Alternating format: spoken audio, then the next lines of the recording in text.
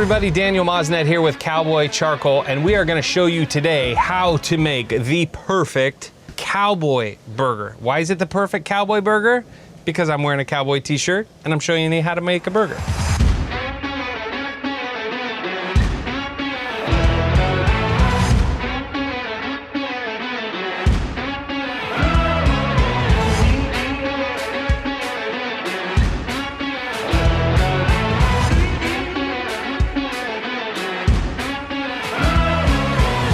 So, a few things that we're gonna start off with. One is we're cooking today over mesquite briquettes. Mesquite briquettes, we use about 15% actual mesquite bits in the charcoal process when we make our briquettes.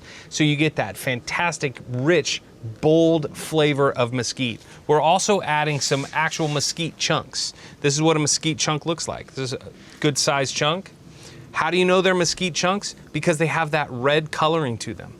I've built today a 2-zone fire. The first zone is my hot, flaming side. So we have a lot of real hot temperatures right over here over the flames. And I've got a cooler side because when we cook burgers, we're gonna have some of that fat drip down, and that fat's gonna drip down onto the coals, and that has the potential to cause a lot of flare-ups. We're just gonna be able to move our meat over to the cooler side so we don't have to worry about those flare-ups.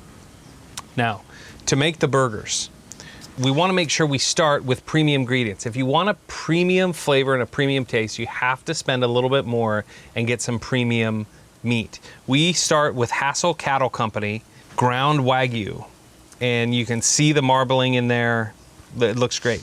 The second thing is you want to leave it alone as much as you can. You really don't want to get your hands in there and work it too much. When you knead this meat too much, you end up with a patty that's dense and heavy, and that's not what you want. So we've started making a couple different flavors already. I've got a blue cheeseburger with which I have some blue cheese bits inside. And then I've got a poblano, cheddar cheese, and red onion burger here. That's kind of my cowboy burger. I've made that and added that all together as well. To these, I'm gonna add just simple ingredients, some minced garlic, Jack Daniel's steak seasoning, because everything's better with Jack Daniel's seasoning. I like to make sure we have 2 different flavors going inside the burger, so we're adding Isaac Toop's Heat Wave. This is his burger seasoning. It's a little bit spicy. I like mine a little bit spicy. So from here, we'll just gently mix. You can add a little bit of olive oil if you need to. With the Wagyu, we don't really need to add any more of the fat, so I'm just gonna mix right from here. And then we'll make our patties. As you're purchasing your ground beef, I typically like to go for about a half a pound of meat per person. I wanna make sure that somebody gets a patty and they have a big old burger, a big old juicy burger, that's enough, and they don't have to go back for seconds. So plan on about a half a pound of ground beef per person. So we make a ball, and then once we have our ball made, then we're gonna flatten it out. You wanna try and make sure that it's the same thickness all the way around so it cooks nice and evenly. Now, edges are very important in your burgers. You wanna make sure that around the outside, you have nice tight edges. That'll help prevent cracking and your burger falling apart as you're cooking it. You also wanna make sure that you know what size bun you're using. If you're using a large square bun, like a ciabatta roll, you wanna make burgers that are a little bit bigger and even a little bit square. We're gonna use brioche buns today. Our buns are nice and round. So let's show you some key points to make sure that your grill's ready to go. So first, we wanna make sure that you have a screeching hot grill. We've got our mesquite chunks that are burning. We've got our mesquite briquettes that are nice and gray. They're 100% grayed out right now. As you prep your grill, I like to grab an onion and a little bit of olive oil, brush my onion just a little bit, and I'm gonna use that to make sure that my grill grates are ready. Watch the flare-ups as the oil comes down, but this is gonna help prevent sticking and add a little bit more flavor to your burgers.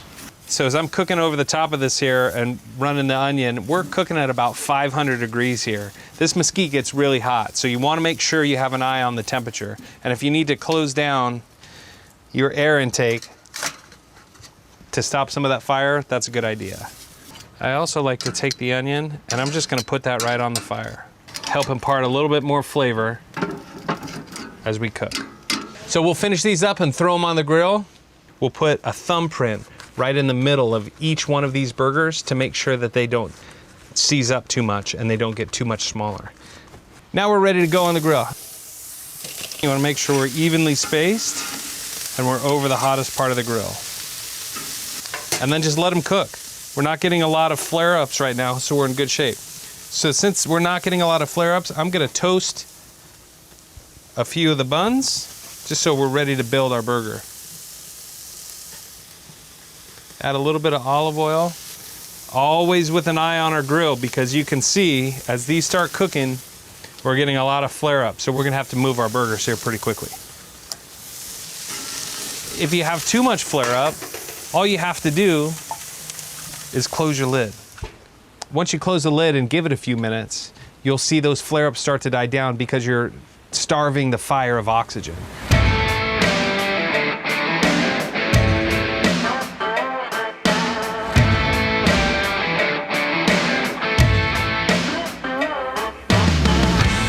Now, what's a good burger without cheese?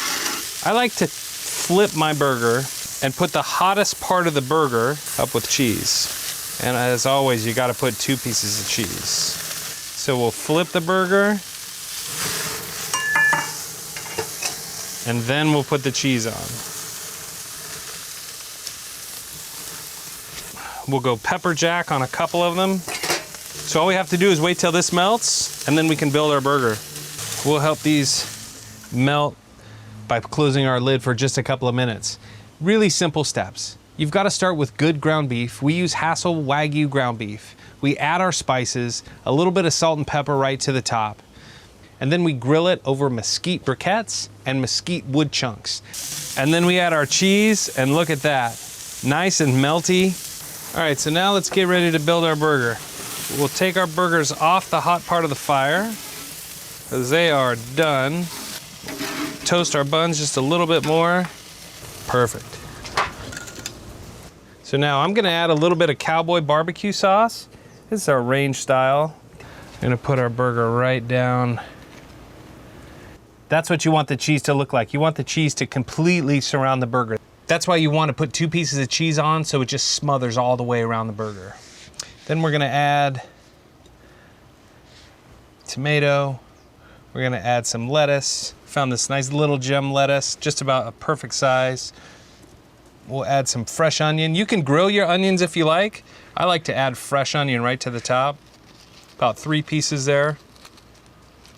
We've got some chips on the side. And that's our burger. How about that for a great lunch or a backyard barbecue? This has been how to make the perfect Cowboy burger. Look at that. You've got cheese, tomatoes, all of these great ingredients grilled over Cowboy, mesquite, wood chunks, and mesquite briquettes. I can't wait to dive in. This is like the perfect backyard summertime afternoon. I hope you're out there grilling and showing us some great recipes. As always, please like, follow, and subscribe for this and so many more great ideas in the backyard. I'm Daniel Moznett with Cowboy Charcoal. Until next week, keep cooking with Cowboy. And I'm gonna keep eating burgers.